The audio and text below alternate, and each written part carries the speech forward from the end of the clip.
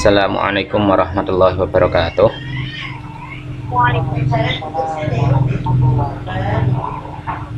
A'udzubillahi minasyaitonirrajim. Bismillahirrahmanirrahim. Alhamdulillahirabbil alamin. Wassalatu wassalamu ala asrofil anbiya'i wal mursalin wa ala alihi wa ashabi ajmain wa ba'du. Pada para mahasiswa yang saya banggakan, ya, dalam pagi hari ini saya mengajak kalian untuk memulainya dengan membaca suratul Fatihah bersama, dengan harapan semoga kita diberikan kemudahan, diberikan ilmu yang berkah dan manfaat oleh Allah Subhanahu wa taala. Al-Hadihini Al-Fatihah. A'udzubillahi minasyaitonirrajim. Bismillahirrahmanirrahim. Iyyaka na'budu wa iyyaka nasta'in. Ihdinas siratal mustaqim. Shiratal ladzina an'amta 'alaihim ghairil maghdubi 'alaihim. Oke, gimana kabarnya?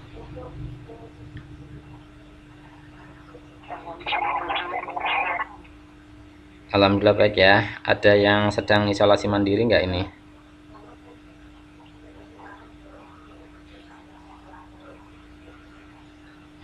Semuanya sehat ya? Oke. Nah, untuk mata kuliah antropologi tafsir pada pertemuan ke-13 ini, saya memang sengaja untuk melakukan meeting melalui aplikasi Google Meet. Ya, karpe sih kita bisa bertemu secara offline, tapi kondisi di Kudus ternyata semakin memburuk, ya, sehingga sejak awal bulan Juni kemarin kampus dan beberapa tempat yang ada di Kudus itu di lockdown, sehingga mau tidak mau dosen pun harus kembali WFH, kan begitu. Nah, kenapa kok ini saya harus menggunakan Google Meeting? Karena ada beberapa hal yang ingin saya sampaikan terkait dengan tugas akhir kuliah. Karena sudah ada edaran dari Pak Warek 1 terkait dengan pelaksanaan UAS yang insya Allah akan dilaksanakan pada tanggal 21 hingga tanggal 25 Juni. Sudah baca edarannya itu, nah? Iya. Oke. Nah, jadi terkait dengan itu, ya saya kira untuk materi antropologi tafsir, saya kira sudah cukup lah. Nah, saya kira sudah cukup, sekalipun masih ada banyak hal yang belum bisa saya sampaikan, termasuk ada netnomedia, ada apa, itu belum semuanya. Tapi paling tidak untuk bagi pemula atau bagi dasar itu setidaknya kita sudah memiliki bekal dalam mengkaji antropologi tafsir. Nah, jadi nanti dalam pertemuan ini ada dua hal yang ingin saya sampaikan. Pertama itu terkait dengan refleksi perkuliahan, terus yang kedua teknis tugas akhir atau teknis penilaian perkuliahan keseluruhan, kan begitu. Nah, yang pertama ini saya akan melakukan refleksi terlebih dahulu terkait dengan mata kuliah antropologi tafsir ini sendiri, ya. Jadi mata kuliah antropologi tafsir ini memberikan pengalaman bagi kita bahwa realitasnya Al-Quran maupun tafsir Al-Quran itu sendiri, ya, itu tidak bisa lepas dari interaksi manusia itu sendiri. Kenapa kok begitu, Pak? Karena penggunanya ya memang manusianya itu sendiri. Nggak mungkin penggunanya itu selain manusia, kan begitu. Nah, sehingga pada hakikatnya ya ketika kita berbicara antropologi tafsir, ya berarti kita memang akan berbicara terkait dengan interaksi manusia dengan Al-Quran itu sendiri. Sejak awal saya sudah mengatakan bagaimana kemudian Al-Quran merespon tradisi masyarakat Arab pra-Islam itu sendiri.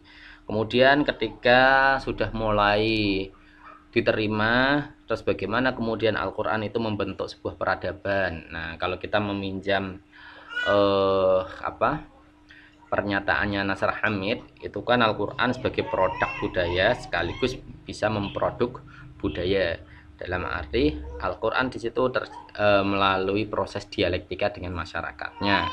Jadi Al-Quran ketika turun itu karena merespon situasi kondisi sosial yang sedang terjadi di saat itu. Nah, berangkat dari pemahaman pula, kemudian Al-Quran mampu mengkonstruk sebuah budaya di masyarakat. Nah, begitu. Jadi mulai sejak awal Al-Quran selalu berinteraksi dengan masyarakat penggunanya. Bahkan tafsir, misalkan tafsir yang pertama kali itu tafsirnya Ibnu Abbas. Tafsirnya Ibnu Abbas. Jadi Ibnu Abbas itu memang pola interaksi sosialnya di situ dia memang masih menggunakan model talaki, ketemu. Dan model penafsirannya pun masih menggunakan model periwayatan. Sehingga tidak salah apabila dalam tafsirnya Ibnu Abbas itu dia coraknya lebih ke tafsir beriwayah, kan begitu. Nah, berbeda dengan tafsir-tafsir yang belakangan, misalkan apa yang dilakukan oleh Ali As-Sobuni atau Wahbah Az-Zuhaili atau tafsir-tafsir yang lain, ya, termasuk Al-Maraghi, itu konstruk sosial yang dialami oleh mereka itu sudah berbeda. Nah, sehingga ketika misalkan Al-Maraghi dia lebih ke tafsir adabi, kan begitu, karena sastra, dia lebih ke pendekatan sastra. Belum lagi Zaglul An-Najjar misalkan, dia itu model-modelnya saintis. Nah, jadi tafsirnya tafsir sains, kan begitu. Nah, kenapa? Karena konstruk sosial di masyarakatnya Zaglul An-Najjar ini, ya, karena memang dia itu orang sains, maka hasil tafsirnya, produk tafsirnya juga bercorak sains. Nah, begitu. Terus misalkan yang di Indonesia ada Prof. Quraish Shihab dalam tafsir Al-Misbah. Itu Pak Quraish Shihab itu cenderungnya yaitu kan menggunakan model adabi istimai. Tetapi Pak Quraish Shihab sendiri mencoba untuk mengkontekstualisasikan, atau kalau dalam bahasa beliau sendiri itu membumikan Al-Quran. Membumikan Al-Quran karena yang dididik oleh beliau Prof. Quraish Shihab itu adalah orang Indonesia yang dia menggunakan penutur bahasa Indonesia, maka tafsirnya menggunakan bahasa Indonesia. Sekalipun di situ ada penjelasan secara gramatikal. Nah, ini yang kemudian disebut sebagai adabi istimai. Nah, jadi memang sudah ada proses interaksi dengan kultur masyarakat yang sedang menyertai itu sendiri. Lebih dari itu, Al-Quran ternyata tidak hanya menjadi semacam kitab undang-undang saja atau sebagai petunjuk saja, tapi dia bisa menjadi semacam inspirasi, bahkan suatu tindakan. Nah, kalau kita menggunakan pendekatannya Nasr Hamid yang mengatakan dia memproduksi budaya, maka pada kenyataannya memang benar Al-Quran itu mampu memproduksi sebuah tradisi, di mana apa yang dipahami oleh sekelompok manusia itu kemudian diejawantahkan dalam praktik kesehariannya. Misalkan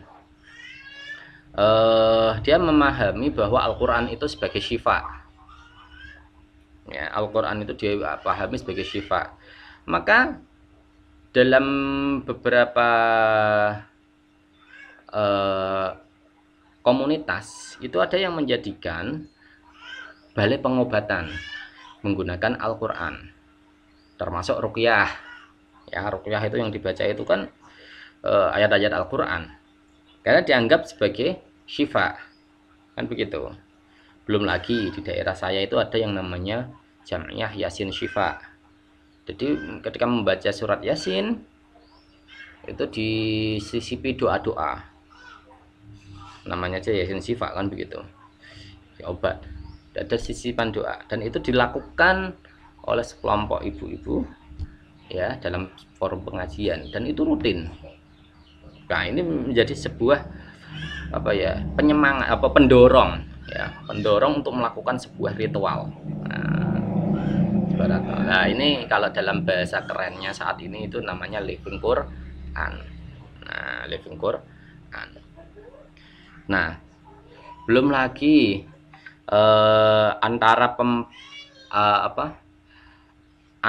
praktik dan arti atau maksud dari ayat Al-Quran itu terkadang beda-beda. Misalkan ada jam'iyah waqi'ahan, itu yang dibaca surat Al-Waqi'ah, tapi bagi masyarakat penggunanya yang mengikuti jam'iyah waqi'ahan itu ternyata digunakan untuk jalbur rizki, mendatangkan rizki. Padahal apabila kita memahami isi dari kandungan surat Al-Waqi'ah itu sama sekali tidak ada kaitan dengan rezeki, tapi justru berkaitan dengan hari akhir, kiamat, kan begitu. Nah, tapi ini kemudian dipahami oleh masyarakat itu bisa menjadikan sebagai media untuk jalbur rizki. Nah, jadi ini yang akan kalian lihat ketika berbicara terkait dengan antropologi tafsir. Jadi hubungan atau interaksi antara manusia dengan Al-Qur'annya. Nah, itulah sekilas gambaran umum ya, refleksi dari mata kuliah antropologi tafsir ini sendiri. Jadi nggak ada coba di antara kalian yang bisa menyebutkan bahwa Al-Quran berdiri sendiri tanpa interaksi dari manusia. Jadi Al-Quran ketika sudah diturunkan ke bumi, dia pasti akan berkaitan dengan manusia, sehingga cara memahaminya pun ya sifatnya istihadi. Kok bisa istihadi Pak? Tidak tahu fikih. Kalau itu memang tahu fikih, otomatis tidak ada ragam tafsir, semuanya tunggal. Namun kenyataannya kalian bisa menemukan beragam tafsir dengan beragam corak dan karakteristik. Nah, karena apa? Masing-masing mencoba untuk berinteraksi dengan Al-Quran, masing-masing berusaha untuk memahami Al-Quran dengan caranya sendiri-sendiri. Nah, di situ. Nah, itulah kira-kira yang bisa saya sampaikan terkait dengan antropologi tafsir ini. Barangkali di antara kalian ada yang mau ditanyakan? Silahkan dibuka mikrofonnya kalau ada yang mau bertanya.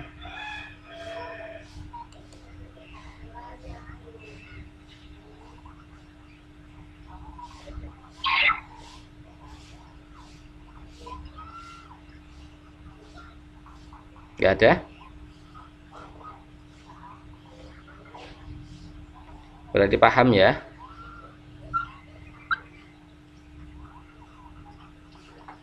Oke. Nah, kalau paham ya alhamdulillah lah begitu. Oke, kalau gak ada pertanyaan ya saya lanjut ke teknis tugas akhir. Ya. Nah, mata kuliah ini akan saya keluarkan nilainya apabila, nah ini sebagaimana kontrak belajar dulu ya. Kontrak belajar dulu itu kan saya menyampaikan ada 3 hal yang menjadi bahan pertimbangan saya dalam menilai. Yang pertama itu terkait dengan kehadiran. Jadi kehadiran kalian, maka saya harap absen diisi presensinya. Saat ini juga harus presensi ya. Ini sudah saya buka presensinya mulai jam 7 sampai jam 9.30 nanti ya. Jadi nanti kalau sudah selesai silahkan segera presensi ya. Terus yang untuk pertemuan-pertemuan sebelumnya, jadi saya harap begini, bagi kalian yang memang merasa saya mengakses materinya Pak Rija tapi saya nggak bisa absen gara-gara trouble lah, atau gara-gara kelupaan telat, Makanya biasanya saya itu dalam akhir itu saya memberikan apabila ada yang memberikan list maksudnya memberikan list apabila ada yang bermasalah dalam presensi, sehingga nanti akan saya masukkan secara manual kan begitu. Nah itu oke. Terus yang kedua itu terkait dengan tugas mingguan. Tugas mingguan itu ya, nampaknya selama satu semester ini saya sudah memberikan sekitar 11 kali tugas. Nah, bagi kalian yang merasa belum komplit tugasnya, silahkan segera dikompliti. 11 tugas itu harus dikompliti semuanya, kan begitu. Lah Pak, bukannya nganu setiap kali tugas itu dibatasi waktu satu hari Pak? Iya, memang saya membuat aturan seperti itu, tetapi dalam sistem itu tidak saya kunci. Jadi tidak saya kunci, sehingga bagi kalian yang terlambat mengumpulkan tugasnya masih bisa untuk mengupload tugasnya. Hanya saja notifikasi yang ada dalam Fiklas saya tertulis terlambat. Nah gitu. Tapi masih diterima Pak, masih. Nah, hanya saja masalah penilaian itu hak prerogatif dosen kan begitu. Cuman saya tetap menerima tugas itu, bukan kemudian saya tolak. Jadi saat ini silahkan segera dilengkapi sebelum pintu tobat tertutup. Pintu tobatnya tertutup kapan Pak? Nanti pada waktu UAS. Jadi perkiraan itu tanggal, kalau kita itu hari Kamis ya, berarti tanggal 24 Juni ya. Toleransi tanggal 25, toleransi tanggal 25 karena itu masa akhir UAS kan begitu. Jadi saya harap kalian apa ya, bisa tepat waktu lah, bisa tepat waktu, mohon kerjasamanya. Lah terus apakah konsekuensinya semisal tugas saya kurang Pak, misalkan hanya 10 yang saya kumpulkan, ya nanti tinggal ada pengurangan, kan ada pengurangan nilai kan begitu. Kecuali yang sudah rutin ya, setiap pekan ngirim tugasnya, setiap pekan ngirim tugasnya, ya alhamdulillah itu lebih ringan dia kan begitu. Nggak apa-apa, tetap saya terima. Nah itu yang kedua terkait dengan tugas mingguan. Oke, yang terakhir, yang ketiga ini terkait dengan tugas UAS. Tugas UAS ini wajib ada, nggak boleh ada yang wah kurang Pak, harus ada. Kalau nggak ada ya nggak dapat nilai kan begitu. Nah tugas UASnya ini ya, saya kasih bocoran saja. Ini saya itu kan menghendaki kalian untuk mengajukan argumentasi, bukan textbook. Jadi mahasiswa itu sudah apa ya, berani berargumentasi, bukan textbook ya. Jadi nanti akan saya ajukan pertanyaan yang pertama itu terkait dengan lesson learning. Lesson learning itu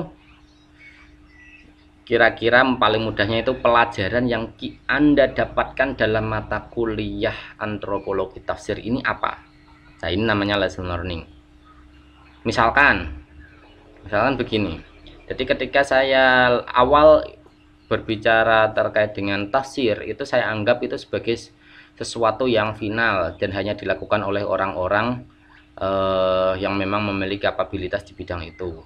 Namun ketika saya belajar antropologi tafsir, pada kenyataannya Al-Quran itu akan selalu berinteraksi dengan aktivitas manusia dalam setiap masa dan di tempat manapun, sehingga dalam proses interaksi itulah kemudian muncul beragam pendapat yang kemudian dibukukan dalam tafsir. Nah, sehingga tafsirnya juga banyak dengan beragam itu sendiri, dan Al-Quran akan selalu berinteraksi dengan manusia. Bahkan dalam konteks saat ini banyak kajian semacam living Quran kan begitu.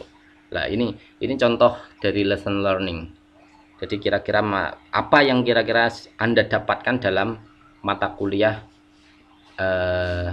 antropologi tafsir ini kan begitu. Oke. Terus itu yang pertama. Terus yang kedua, kalian nanti akan saya sodorkan jurnal berbahasa Indonesia terkait dengan Living Quran.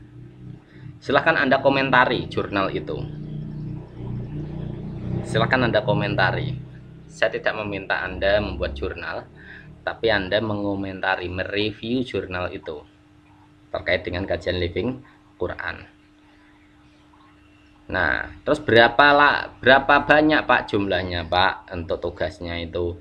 Nulisnya singkat padat, berusaha nulis singkat padat. Jadi maksimal kalau bisa ya 2 halaman saja maksimal, nggak usah banyak-banyak. Kalau banyak-banyak nanti saya sendiri yang repot untuk membacanya, kan begitu. Jadi singkat padat, komentarmu bagaimana terkait dengan kajian Living Quran tadi. Nah, 2 halaman itu semuanya Pak? Ya semuanya, bukan 1.2 tidak, tapi semuanya 2 aja. Nah, kalau biasanya kan untuk tugas mingguan kan 1 halaman maksimal. Sekarang karena ini tugas UAS ya maksimal 2 halaman, kan begitu ya. Jadi pertanyaan cuma 2 itu saja. Jadi silakan nanti Anda persiapkan aja materinya, kisi-kisinya, dan insya Allah akan saya berikan pekan depan pertanyaannya secara resminya. Nah, nanti setelah saya berikan, segera dibuat dan dikumpulkan pada masa UAS itu sendiri. Nah, melalui Viklas, nanti diupload di Viklas nanti. Ya, jadi setelah saya berikan soalnya, nanti silakan dikerjakan. Jadi Anda masih punya waktu 1 minggu lah ya, 1 minggu ya, usahakan sebaik mungkin lah. Nah, nanti dikumpulkan pas waktu UAS. Jadi waktu UAS itu Anda mengumpulkan 2 tugas ya, tugas UAS sama tugas mingguan yang belum kelar. Nah, jadi yang belum kelar silahkan pokoknya dikompliti waktunya itu semuanya. Nah, kalau kelewat waktu itu bagaimana Pak? Masalahnya dosen itu dituntut oleh Warek 1 untuk bisa on time dalam mengupload nilai. Jadi bentuk keterlambatan atau apa itu bukan tanggung jawab kami. Kami sebagai dosen sangat berharap kerjasama dari mahasiswa untuk bisa mengumpulkan tugasnya secara on time, sehingga apa ya, semisal nilainya keluar cepat pun yang diuntungkan kan kalian. Jadi nanti proses KRS-nya lebih mudah, kan begitu, daripada proses KRS-nya nggak keluar-keluar gara-gara nilai nggak keluar-keluar, kan begitu, kan repot ya. Nah, di situ. Jadi saya mohon kerjasamanya kalau bisa on time. Soalnya kalau sudah terlanjur diblokir oleh TIPD, itu membukanya itu repot. Leren neng Warek 1, nah itu mahasiswa nanti yang yang punya wewenang ke sana, yang harus ke sana maksudnya, bukan wewenang, yang punya wewenang Warek 1 untuk membuka blogger itu. Nah, begitu ya, itu terkait dengan tugas akhir. Oke, itu yang dapat saya sampaikan. Kira-kira ada pertanyaan, silakan diajukan.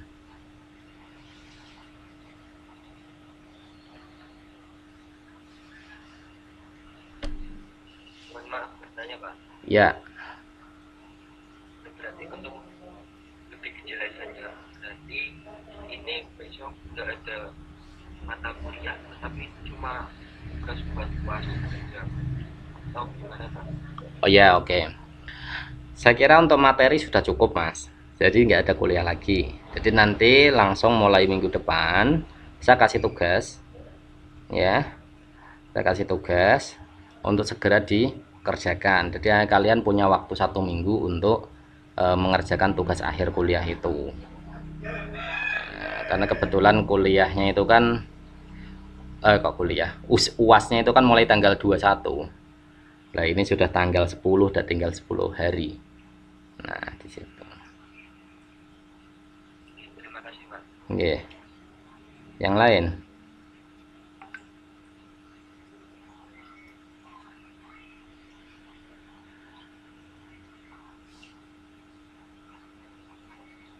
Bisa dipahami? Monggo, Mbak.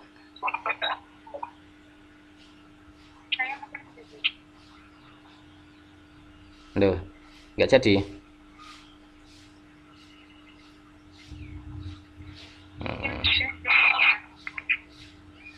Gimana?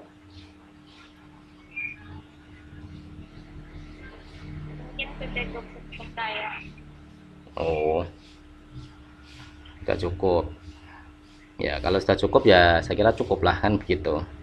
Nah, kebetulan ini saya record, jadi nanti rekamannya ini akan saya upload di V-Class. Jadi nanti barangkali di antara kalian ada yang ketinggalan, tidak mengikuti sejak awal atau terlambat atau bagaimana, nanti bisa disimak rekaman ini.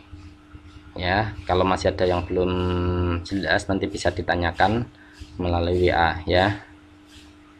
Gitu. Oke, dari saya, apabila dalam perkuliahan selama 1 semester ini ada yang kurang mengenakan karena sering tugas atau apa, itu memang saya lakukan karena saya mengira untuk model presentasi tidak efektif kalau kita menggunakan media online. Saya kira nggak begitu efektif kalau model presentasi. Jadi selama masa online menurut saya enak model penugasan saja. Tapi nanti kalau sudah offline ketemu, nanti kita bisa menggunakan makalah atau apa kan begitu. Ya. Oke. Itu yang dapat saya sampaikan. Mari kita akhiri dengan bacaan hamdalah bersama. Alhamdulillahirabbil alamin. Oke, saya ingatkan hari ini jangan lupa absen. Terakhir jam 9.30, oke? Oke. Oke, sekian dari saya. Akhirul kalam. Wassalamualaikum warahmatullahi wabarakatuh. Waalaikumsalam.